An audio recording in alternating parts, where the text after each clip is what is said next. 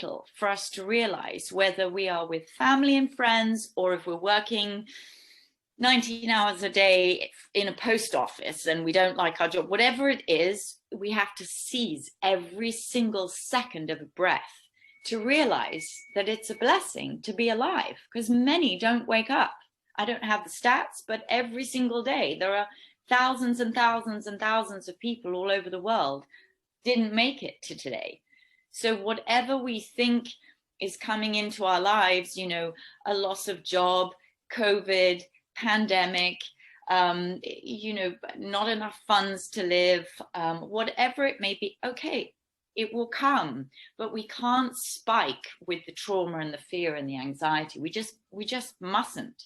And so that bulletproof mindset then allows you to be just absolutely non-stoppable, no matter what, to find that extra power, and that it isn't you doing it in the end.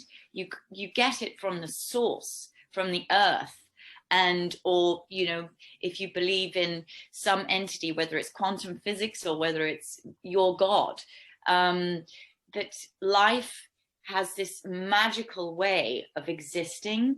And if we can really draw on that essence, power to live strong and vibrantly is crucial. There's no room for mediocre living anymore. No room. That's so great. Love it, love it.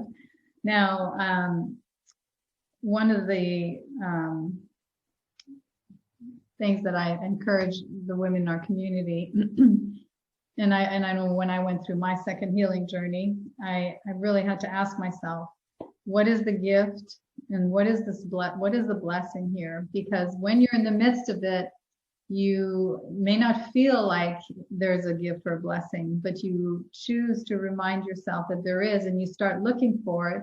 And then those blessings and those gifts start coming, and you realize that really this cancer journey changed me to become a happier and healthier person. So how has cancer been a blessing in your life? I think it's been a wonderful gift to have been given that, in the sense that,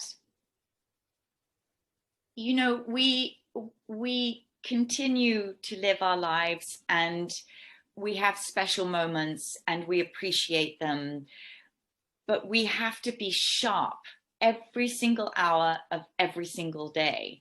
And whether it was the train crash and then life continued again, and then cancer, and then maybe drop in a couple of serious breakups in there as well. You know, you wake up and, you know, and then now this year, the mission is, you know, Marley passed away in my arms of cancer. And you think to yourself, well, I thought that I'd done my quota of pain and trauma. You know, I was set. I've got the message loud and clear. But when you have to face something like that again, and, you know, whether it be, you know, another illness or a loss or anything that any of your listeners could associate with, you begin to realize that life needs to be just joyous no matter what. And yes, it's horrendous that Marley passed, and it's horrendous the trauma that we've been through on a healing journey, but we have to break apart. We have to break down the essence of who we are to be able to regrow. We can't keep holding on to who we think we are. And so when we're forced, essentially, you know, into that position, whether, you know, one goes through a divorce, or you break a leg, or you have an accident, God forbid, these things happen for a reason, because we're not on the right path. And maybe something might happen again, you know, which I'm sure it will. But it's just that essence of beauty, of